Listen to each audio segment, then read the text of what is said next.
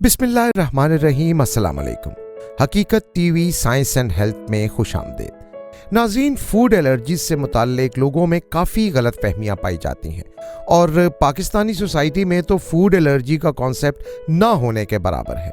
बहुत से लोगों को फूड एलर्जी होती तो है, मगर उसके बावजूद वो वही खुराक इस्तेमाल करते जाते हैं और उन्हें पता भी नहीं होता कि उनकी सेहत के साथ जो मसाइल चल रहे हैं वो दरअसल उस खुराक की वजह से हैं जो वो लाइल्मी में इस्तेमाल करते जा रहे हैं।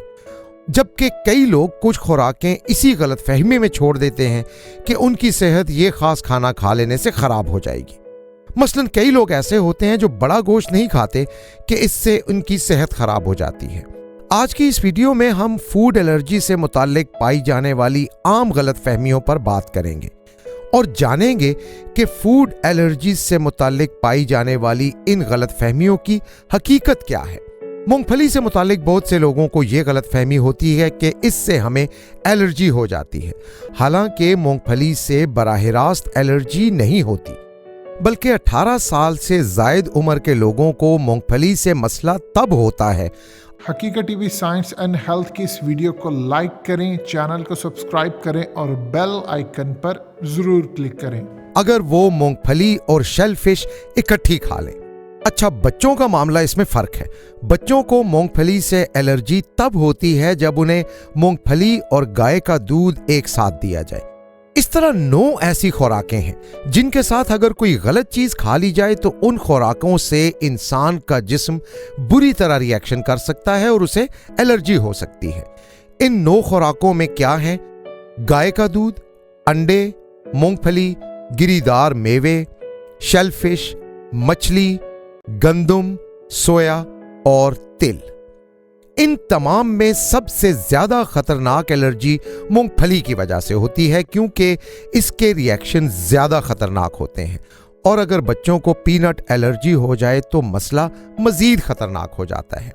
अगर गाय के दूध और अंडे से एलर्जी हो जाए तो उससे रिकवरी के चांसेस जल्दी होते हैं, लेकिन पीनट एलर्जी में रिकवरी जल्दी नहीं होती। एलर्जीज के मुतालिक बहुत सारी गलत फहमियां हैं। पीनट एलर्जी के मुतालिक ये कॉमन गलत फहमी है कि एंटीहिस्टामिन की गोली खाने से ये एलर्जी दूर हो जाती है।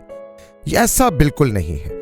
छोटी मोटी एलर्जी की सूरत में तो एंटीहिस्टामिन की गोली दी जा सकती है, लेकिन पीनट एलर्जी के शदीद रिएक्शन यानी सांस लेने में अगर दिक्कत हो रही हो या जुबान सूज रही हो या ब्लड प्रेशर गिर रहा हो तो उस सूरत में एंटीहिस्टामिन नहीं देनी चाहिए और फौरी तौर पर डॉक्टर से रुजू करना चाहिए।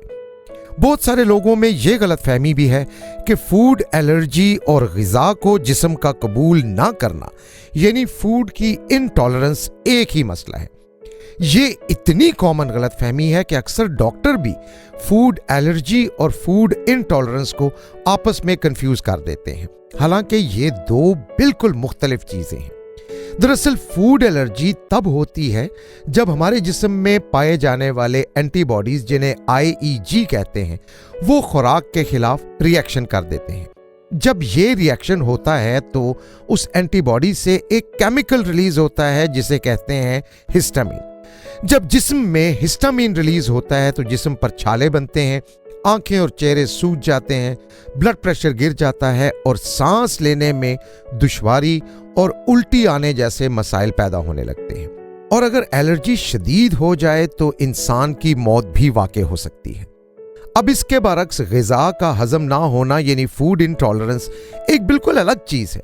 इसमें ऐसी कोई अलामत नहीं होती।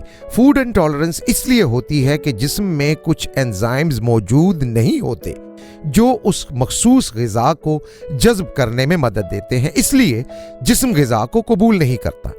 जब तक आपको क्लियर ना हो कि आपको फूड इंटॉलरेंस का मसला है या फूड एलर्जी है, तब तक दवा ना लें।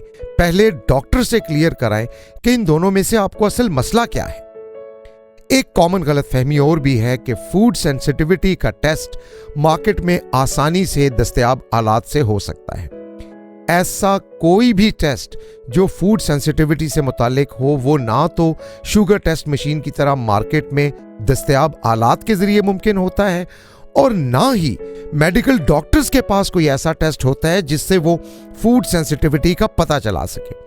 इसकी बजाय वो क्या करते हैं कि इंसान की फूड हिस्ट्री लेते हैं और फूड इस्तेमाल करने के नतीजे में इंसानी जिस्म पर उसके रिएक्शंस का रिकॉर्ड रखते हैं। सिर्फ इसी रिकॉर्ड के जरिए डॉक्टर को पता चल सकता है कि कौन सा बंदा फूड सेंसिटिव है या नहीं, और इसी की मदद से फिर वो मेडिसिन और इलाज तजवीज़ करते हैं। और अगर ये इलाज कारगर हो तो इंसान बेहतर रहता है, वरना इलाज का कोई फ़ायदा भी नहीं होता। फूड एलर्जी से मुतालिका एक और गलतफहमी लोगों में ये है कि आप इसे सिर्फ मेडिकल हिस्ट्री के ज़रिए ही टेस्ट कर सकते हैं। ऐसा बिल्कुल नहीं है। फूड एलर्जी का सबसे बेहतरीन टेस्ट वो खुराकें होती हैं जिनसे आपको एलर्जी होती है। इसे मेडिकल की टर्म में कहते हैं ओरल चैलेंज। होता क्या है कि जब आप कोई मखसूस ग़िज़ा खाते हैं तो आपका जिस्म रिएक्ट कर जाता है, तो मतलब उसका ये होता है कि आपको उससे एलर्जी है और ये ग़िज़ा आपको नहीं खानी चाहिए। मसलन अंडा खाने से अगर आपको एलर्जी है तो उसका टेस्ट अंडा खाना ही है, और अगर बार बार अंडा खाने से आपके जिस्म में एक जैसे साइंस और सिम्टम्स आ रहे हैं तो आपको क्लियर हो जाएगा कि आपको अंडे से एलर्जी है। फिर आप डॉक्टर के पास जाएं, उसे अपनी अलामात और हिस्ट्री बताएं, तो मजीद किसी टेस्ट की तो ज़रूरत ही नहीं रहती। और ये जो ओरल चैलेंज हमने आपको बताया, ये डॉक्टर्स का अप्रूव तरीका है। ये तरीका लेबॉरेटरी में भी इस्तेमाल करवाया जाता है और तमाम ज़रूरी अद्वियात पास रख के फिर इंसान को टेस्ट किया जाता है। इसलिए आप घर पे कोई ऐसा टेस्ट ना करें। एक गलतफहमी ये भी है कि आप फूड एलर्जी का अपने तौर पर इलाज कर सकते हैं। ऐसा मुमकिन ही नहीं, और ना ही कभी फूड एलर्जी का इलाज खुद करने की कोशिश करें। यह इलाज डॉक्टर की निगरानी में कंट्रोल्ड एनवायरनमेंट में होता है। इसके इलाज में मरीज को खुराक की एक मखसूस कंट्रोल्ड डोज दी जाती है और फिर उस डोज के जिस्म पर असरात नोट करके अगली खुराक उसकी रोशनी में दी जाती है। फिर जिस्म को आदी बनाने के लिए और जिस्म में उस खुराक को कबूल करने वाले ज़रूरी केमिकल्स पैदा करने के लिए मरीज को खुराक की कंट्रोल्ड मिकदार बार बार दी जाती है, जिससे जिस्म में इस खुराक को कबूल करने की सलाहियत पैदा हो जाती है। इलाज के इस तरीके को ओरल इम्यूनोथेरेपी कहते हैं, यानी खुराक ले के इम्यूनिटी या मुदाफ़ियत डेवलप करना। इससे मरीज इस एलर्जी वाली खुराक की थोड़ी बहुत मिकदार खाने के काबिल हो जाता है, लेकिन ये कोई मुस्तकिल इलाज नहीं है, और बेहतर तो यही है कि ऐसी खुराक से परहेज ही किया जाए। फूड एलर्जीज के बारे में एक और बड़ी कॉमन गलतफहमी यह है कि अगर आप खुराक को हलक से नीचे नहीं उतारते तो आपको एलर्जी नहीं होती। ये बड़ी खतरनाक गलतफहमी है, क्योंकि आप सिर्फ उस खुराक को टच भी कर लें जिससे आपको एलर्जी है तो भी आप पर एलर्जी का अटैक हो सकता है। इसलिए कोई ऐसी खुराक जिससे किसी को एलर्जी है तो उसे हाथ भी नहीं लगाना चाहिए, और ना ही जिस बंदे ने एलर्जी वाली खुराक को टच किया हो उसे किसी एलर्जिक बंदे को टच करना चाहिए। शेलफिश एलर्जी में तो इतनी एहतियात की ज़रूरत होती है कि जिस कमरे में ये पकाई गई हो या पका के रखी गई हो, एलर्जी का मरीज उस कमरे में दाखिल भी नहीं हो सकता, क्योंकि शेलफिश के प्रोटीन हवा में मौजूद होते हैं और जैसे ही वो मरीज के जिस्म से टच करते हैं उसे रिएक्शन होना शुरू हो जाते हैं। एलर्जिक रिएक्शंस के मुतालिक भी तरह तरह की गलतफहमियां हैं। लोग समझते हैं कि हमेशा एक ही तरह का शदीद या हल्का रिएक्शन फूड एलर्जी में होगा। याद रखें कि फूड एलर्जी का रिएक्शन बहुत अनप्रेडिक्टेबल होता है। यह कभी भी एक तरह का नहीं होता, क्योंकि इसमें मल्टीपल फैक्टर्स होते हैं। एक ऐसा मरीज जिसे हल्का फुल्का रिएक्शन होता है, उसका रिएक्शन शदीद होकर दमे में भी बदल सकता है या मौत भी आ सकती है। इसके अलावा एलर्जी वाले मटेरियल की कितनी मिकदार आपने इस्तेमाल की है या टच की है, ये चीज़ भी मैटर करती है।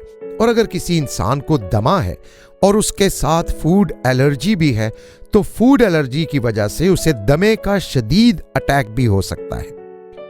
एक और गलतफहमी बच्चों के बारे में है कि हर वो बच्चा जिसे एक्जिमा है उसे फूड एलर्जी लाजमी होती है।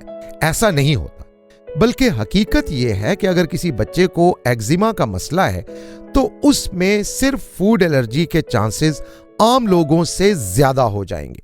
लेकिन जरूरी नहीं है कि हर वो बच्चा जिसे एक्जिमा का मसला है उसे फूड एलर्जी भी हो। हाँ, ये जरूर ख्याल रखें कि अगर किसी बच्चे को एक्जिमा है तो उसका मेडिकल स्पेशलिस्ट इस बात को जरूर चेक करे कि उसके एक्जिमा को मजीद कौन सी चीजें बढ़ा सकती हैं। बच्चों के मामले में ही एक कॉमन गलतफहमी ये भी है कि अगर पहले बच्चे को फूड एलर्जी हो तो बाकी के सब बच्चों को भी होती है। इसमें भी कोई हकीकत नहीं। घर के किसी फर्द में फूड एलर्जी का होना एक रिस्क फैक्टर तो है, लेकिन यह कोई ऐसी बीमारी नहीं है, कोई जेनेटिक या मौरूसी बीमारी नहीं है कि वालिदैन से बच्चे को भी मुंतकिल हो। रिस्क फैक्टर का मतलब मेडिकल टर्म में यह है कि चांसेस ज्यादा हो सकते हैं किसी रिस्क के। सिर्फ चांसेस ज्यादा हैं, इसका मतलब यह हरगिज नहीं कि लाजमन वो रिस्क दूसरे को भी होगा।